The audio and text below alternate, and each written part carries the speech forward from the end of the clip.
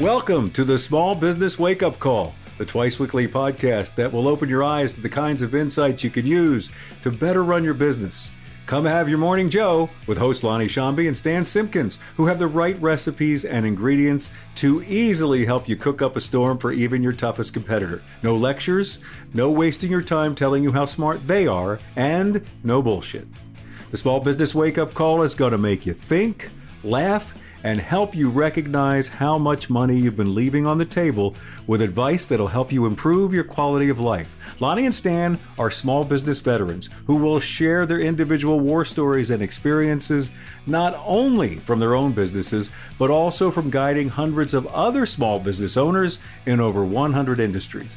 Head on over to sbvirtualroundtables.com where you can connect with Lonnie and Stan and save yourself some headaches. Grab that second cup of Joe, or maybe something a bit stronger, and let's see what's on the menu for today. Welcome to the Small Business Wake Up Call. And here are your hosts, with cups in hand, Lonnie Shambi and Stan Simpkins. Does your business have a 5-year history or a 1-year history 5 times?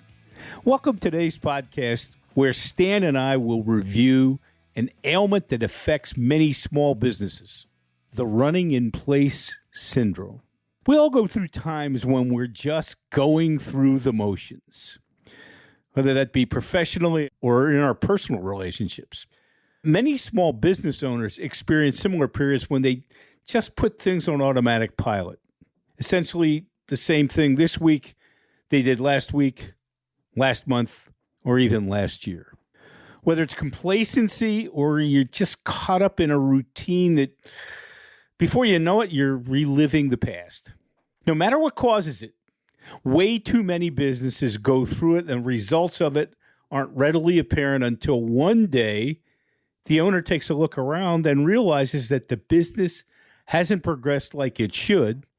In fact, it's simply repeating history again and again.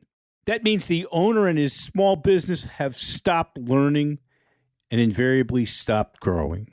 I know you know professional people whose careers are like that. They don't have 5 years experience, but you've probably seen resumes. But 1 year's experience 5 times. They're simply doing the same thing year in, year out, less so these days, but sometimes the job is just set up that way. Mind-numbing routine done over and over. So it's the only way they can get either is to get another job for learning or growth. Wow. So talk about a downer topic, Lonnie. Hey, but we told our viewers and listeners it never always going to be a bed of roses here. I think they've all hung up on us, and yeah, that's it. Talk about falling out of a. Away. I remember, Lonnie, I had a client. It was a long-established third-generation hardware operation, and the owner, you could just tell he didn't want to be in his business. He was out doing. I said, well, why are you doing so many things in the community and you're not spending time at the business? He says, because I hate the business. I never wanted to be in the business. And I said, but you're 58 years old. You're just discovering that now. He says, no, I never had a choice, actually. And the truth is he had a choice. He just got lazy-minded. And it happens in small business all the time. We fall out of love with our business because we kind of get lazy, especially when things are doing really great. How do we offer hope to small business owners in the first place? And the answer is they have an opportunity to control their destiny if they want to continually learn and grow. Yet it happens far more often than it should. And one day they wake up and it's Groundhog Day again. It's almost insidious. And sometimes even the most hands-on small business owner gets caught up in it. I'm sure you can tell us stories about that, Lonnie. Oh, God, can I ever? I mean, it's the kind of a thing where everybody knows the problem, but nobody wants to change it. Why? Because it's comfortable. It's like old shoes. Okay, but even old shoes get worn down and the like. And the same old. What happens. Lack of vision, no goals. They're just absolutely doing the donuts, as the old commercial used to say. Overwhelmed by challenge, or just simply things are running too well, like I said. What we'll tell you about today is some telltale signs that you might look at to see if you're on automatic pilot. Whether you're exhibiting some or all of these symptoms, it's time to take a hard look at how your company's operating. If you've had no growth or slow growth over the last several years, and you've blamed it on external factors, think about it. Over the last 18 months, COVID's been blamed. In past years, the economy and government regulations were convenient scapegoats. While they all had their negative impact on small business, what happens is it prevents companies from really looking at the true factors that might be behind the lack of growth. Stan and I both been through a series of economy ups and downs, but you just can't blame the economy. I had a client that I picked up during the tail end of the 2007, 2009 Great Recession. Kept using that as an excuse for slow or no growth. Came 2010 and nothing changed, except for the booming economy around them. Now, we could get down to business, and we did. We found out all the problems hiding in the corners that were deemed problems of the recession. Nope. They were people and process problems that the bad times had hidden. And in the good times, the spotlight was right on them. Bad times, they're like a spotlight on a Broadway show. They highlight the holes in the fence.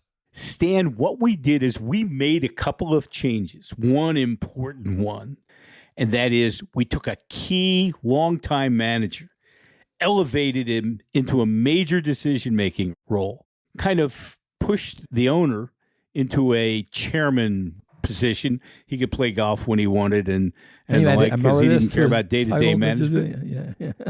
Yeah, emeritus to his title. The result was the company grew more than 25% over the next 2 years, each year.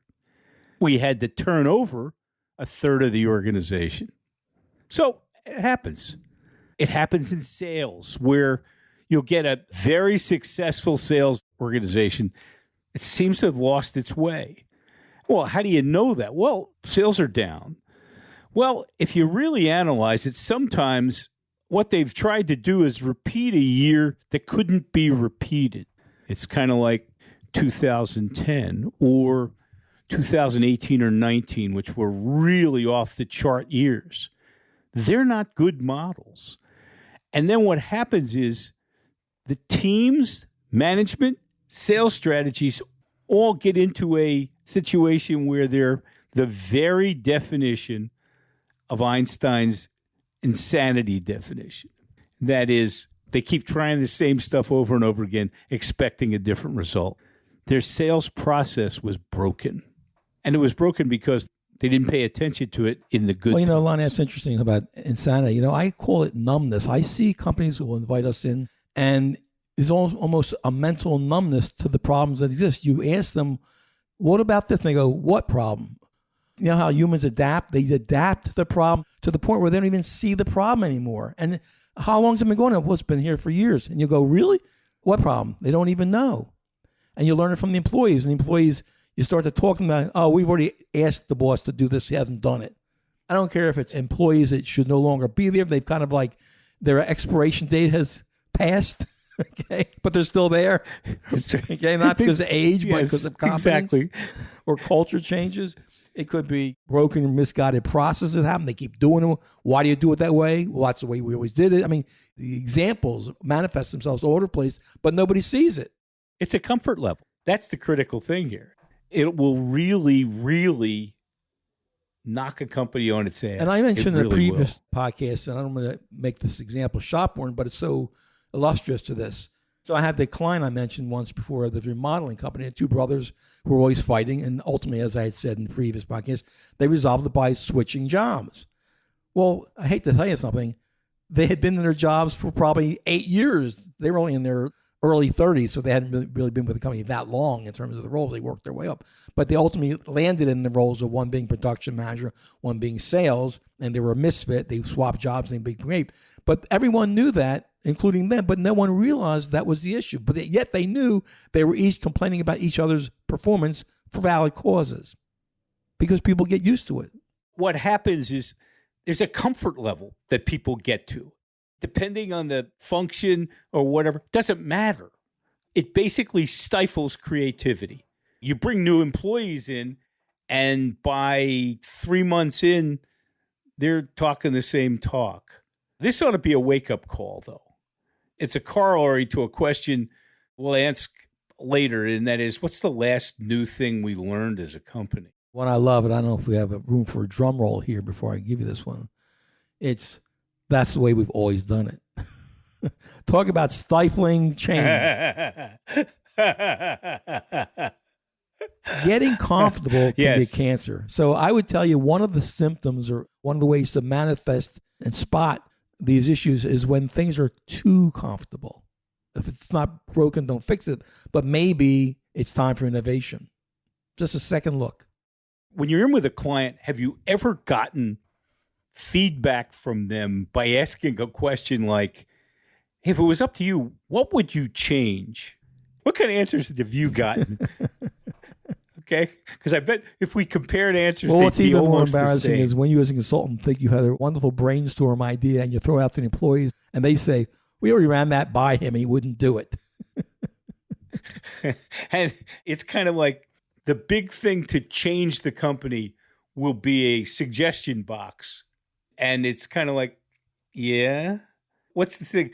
What, better coffee in the coffee room? No. Well, this company had a suggestion box. It was wooden. I told them what they need to do is change it to metal. That might make a difference. Like the ones that have in safe deposit boxes. So, absolutely. Yeah, but you'll like this one. So I once had a client who had a suggestion box. And I said, well, what was the best suggestion that was ever in there? And the owner says, when they said, get rid of the suggestion box. That's an old joke. A consultant's joke, right? Oh, yeah, absolutely. Well, and another symptom is that each marketing campaign looks just like the last one. Our marketing campaign's just looking old and tired. Is this year's email solicitation program just last year's with a new coat of paint? I mean, there was a client I had who was spending literally millions on marketing. And a lion's share of it was in, I want to say, shit against the wall kinds of programs. That is, well, let's try this. That's the norm. Let's try that. Ready, aim, fire. Well, it's the norm when they have no clue because, A, they're not talking to sales because we've said this before. Marketing's job is to create qualified leads. And sales will tell them that the leads they're giving me are not qualified. But if marketing's not listening and they're simply trucking out last year's campaigns or going with the same one year after year, where basically it's kind of like the best way to describe it is they haven't thought about who their target market is. So it's kind of like getting I remember Big Four accounting firms will periodically advertise on TV. And you think about that and you say to yourself, well, yeah, I guess some of their particular clients would be viewers. Yeah, but it's like shooting a sparrow with an elephant gun. I mean, what the hell kind of target marketing is that? Marketing is a good place to look because it really is the spirit of the organization. And it's when people can see a campaign that's working, that just uplifts the organization. That's us. We're doing that Facebook campaign. Well, we put that Instagram thing up. That's us. That's what marketing is about. Businesses ebb and flow, and at least they should. Yours is just flowing. If yours is just flowing, it's time to look for some telltale signs that you have a company on automatic pilot. That is definitely time to shake things up. So how do you avoid complacency? Prevent stagnation, manage the necessary changes that can keep your company growing, fresh, and vibrant. We'll give you some key guidance to help you do that in just a minute. As a small business owner, you face many challenges. You're not alone. What can be even more stressful is not having someone to talk to who doesn't have their own agenda. What if you could talk in depth and confidentially to other small business owners like you on a periodic basis, folks facing the same challenges or who have solved the same problems? The Small Business Virtual Roundtables is the answer for you. Small Business Virtual Roundtables are held monthly for 90 minutes, Membership in each roundtable is limited to 15 people, providing ample time for each member to have their issue addressed by their fellow members. These peer advisory groups are formed to avoid competitive concerns while taking into consideration company size and characteristics that closely match your own business. Need more attention? There is a complimentary 30-minute one-on-one session with the facilitators during the month to seek additional feedback. Monthly membership fees to the Small Business Virtual Roundtables are less than the cost of an hour with your attorney, and this is all done without ever leaving your office or home. Just the time savings of avoiding needless driving is worth the cost. New groups of the Small Business Virtual Roundtables are now being formed on a first-come, first-served basis. Ready to sign up? Head to sbvirtualroundtables.com to receive a complimentary invitation to attend up to 3 meetings. Again, that's sbvirtualroundtables.com. With Small Business Virtual Roundtables, there's no need to go it alone. And now, back to Lonnie and Stan. So, Lonnie, how do you avoid complacency and keep a company fresh and vibrant? Just curious. Well, Stan, first thing is learn from yesterday. Don't relive it. Not everything you did to get your company launched was right. You know how you achieved your early success, and you've continually built on it. But you got to keep reaffirming your culture, because what will happen is it'll get away from you if it's not working and it's not operating around the basic values upon which you founded the company. That should be a red flag for you, and it's easy for it to happen.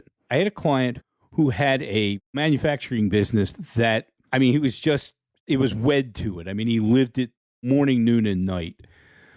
But that was part of the problem. He had his head down most of the time and really was, again, back to some things we said earlier, he was kind of reliving where he was.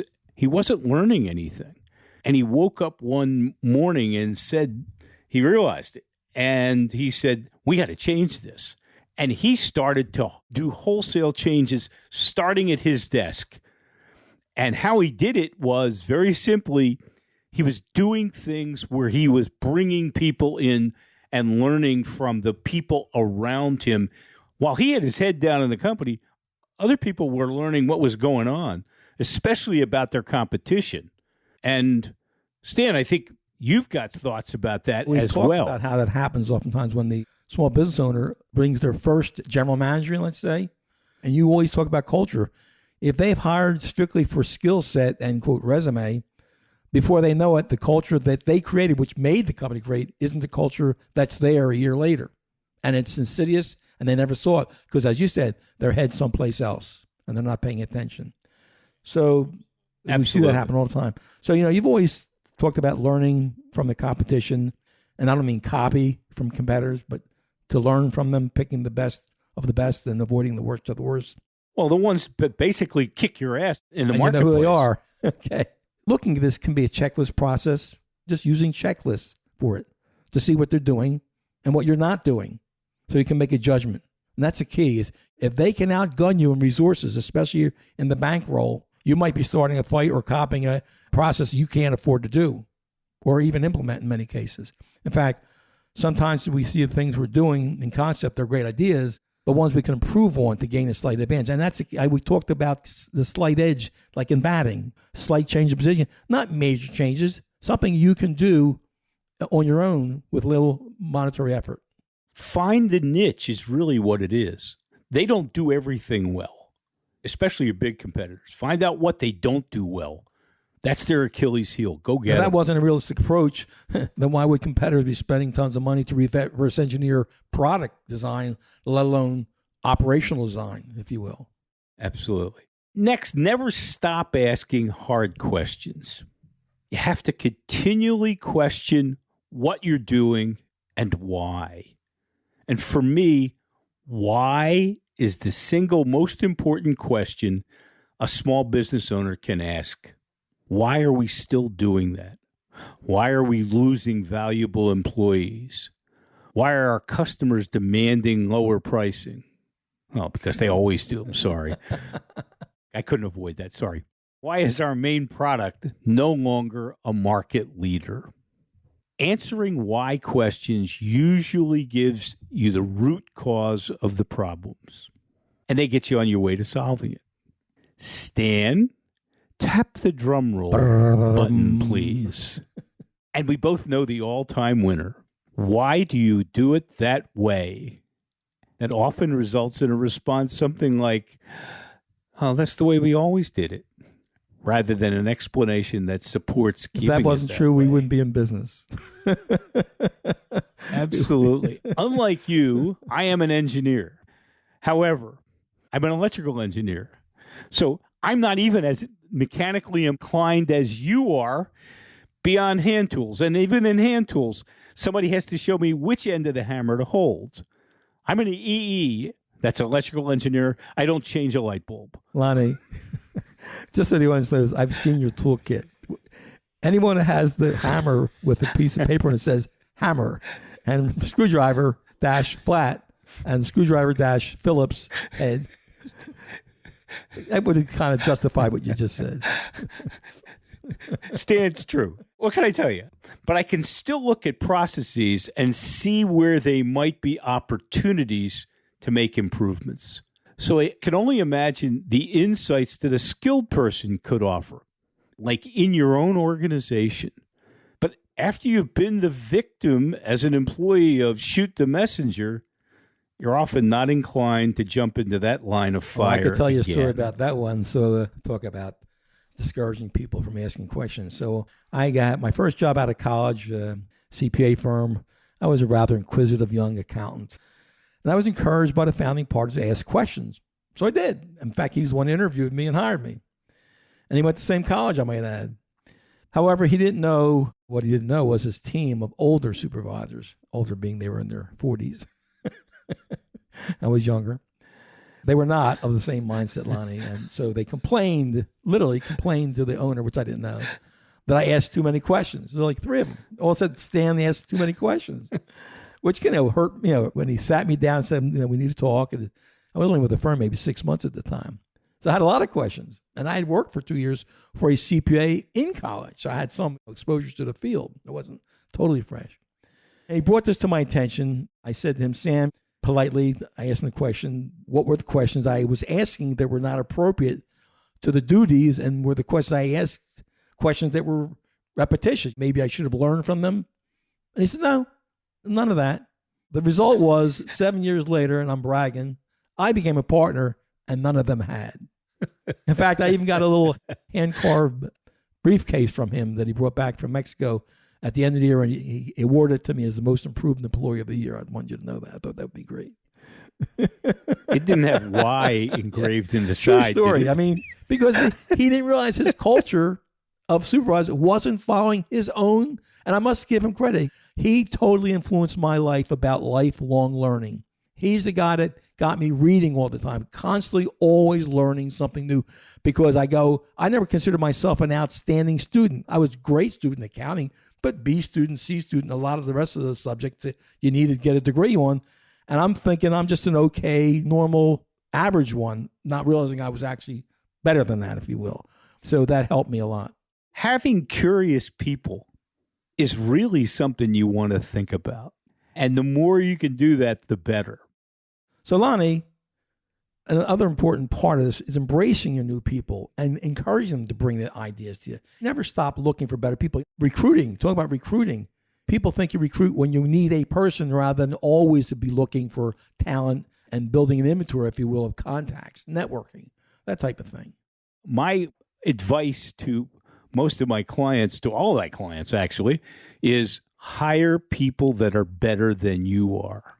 Hey, think about that. That's a little scary for big ego business owners. But you know what? That's what brings in new ideas. And those people typically are very curious, which is what we've talked about. You can't do better than that when you're trying to hire, is put that bar up there. Hire better than you are. Hire for culture, but hire better than you are. New people are more under pressure to make their mark and develop their identity amongst the rest of the team. So they're the ones you definitely want to stimulate and encourage, because if you give them the wrong message in the beginning, you just threw a lot of money out the door for free. The other thing is, one of these other areas to look at, continue to upgrade your systems and processes. We talked about this in an earlier session. Technology can be a key factor in both driving change, making operations more effective, and have an ongoing plan to constantly review, upgrade systems and technology, and also help make your operation more cost effective as the price of technology continues to come down. Know your market, how it's changing. The more comfortable you get in a market, the less attention you may pay to it. When you get to know the major players or even become one yourself, you tend to just take less notice of changes that are going on around you. Like have some new players joined in the fray, have some new trends emerge that caught you by surprise. Before COVID, when was the last trade association meeting you went to understand the new trends that are going on in Lonnie, your marketplace? You'll like this one. You've heard of a thing called a map? Remember those things called maps? I do. We had a company in the area that was well known. The product was sold throughout all the convenience stores, gas stations, all. They were called maps. Well, I don't know who that owner was, but they obviously weren't paying attention to what was going on online, were they? No, they weren't. And it didn't happen overnight. It wasn't like they weren't given due warning. No. The media business thought the internet was just a passing fancy. It would go away after 5 years, and they'd be right back to selling newspapers. Can't buy a newspaper easily today, can you? Yeah, I'll tell you. So, I mean, I remember when there were 2 papers in Philadelphia, or 3 papers in Philadelphia, actually. And there's barely 1.5 now, because there are 2, but whatever. I mean, the other one is like a pamphlet. This is the thing to think about also, finally, is rethink the basic premise of your business. Now, that sounds extreme, but it's not. If I were to start this business today, what would I have done differently than knowing what I know that I didn't know then? Or further, think about it this way. Have you ever thought about reinventing yourself? Reinventing your business? I have a client right now, in fact, who has a very, very successful consulting practice, that suddenly has been inundated by low-cost providers. And so all of a sudden, he's getting aced out of stuff that had never happened to him before. So what's he doing? He had to completely reinvent himself, moved up market, and began offering another service that no one has offered before. And the interesting thing is when he put this initial service in 12 years ago, nobody was offering anything like it. Now there are dozens of people offering the same service cheaper. So it's constantly reinventing yourself. This is a really good point, especially for multi-generation companies. We have this thing called the Marshmallow Effect, and it happens to the succeeding generations as time goes on, where it's soft, sweet, comfortable. That's the marshmallow. You picture yourself laying on a marshmallow big enough to hold you, better than any sandbox couch you ever had. And it happens because they get comfortable. And then, of course, the generation who's on the way out, they want to protect their retirement funds, so they're a lot more risk adverse. And that's even more profound when the next generation is totally non-risk averse. Hey, it ain't their money, right? And they just get comfortable and they don't pay attention. I wouldn't be surprised if that's what happened to this map company, frankly, because it had been around for a long time. So I suspect it was multiple generation, though I wasn't totally certain, to be honest. It just happened. So it's living in the past. That hardware company I mentioned, hardware store, that was a 4th generation hardware store, big operation, well known in the area. And it just faded away. Exactly. Because the big competition came in, the box stores, and they didn't find their niche. Exactly. I mean, it's interesting. And that happens every single day. You got to keep paying attention to what's going on around you. You got to constantly change. Okay, let's recap what we've just covered. We gave you some symptoms that tell you if they're simply reliving history, whether you're making excuses about lack of growth, blaming one operational area on another in your business, like sales or marketing, or just simply allowing sloppy procedures to continue to drag you down the road you keep returning to, Groundhog's Day. And then we gave you some positive things that you can do to change things up starting with learning from yesterday as opposed to reliving it. Never stop asking hard questions, embracing new people and ideas, constantly looking for ways to upgrade your systems and processes, and staying on top of your market, and maybe even looking for ways to reinvent your business. Well, Lonnie, as a scorekeeper here, I have to tell you, we're at the end. Lonnie, I really want to thank all of you for spending time with us. We invite you to share your war stories, and we'd love to hear some of them, and ask us questions or even request an invitation to be a guest at one of our virtual roundtables. Come and take a test drive and see where it can take you and your business. And we'll even allow you up to 3 visits. We can see if this is a good fit for you. It's a mutual fit, in fact. We can promise you'll feel like one of the family sooner than you might expect. We'd love to answer your questions. We'd appreciate any and all feedback, good or bad. Just send along the email at SB, info@SB. That's info@SB, like in small business, virtualroundtables.com. We promise to be responsive. We're out. You've been listening to the Small Business Wake Up Call, the podcast providing eye-opening insights and perhaps a caffeine high to better run your business, delivered in Stan Simpkins and Lonnie Shambi's own unique style.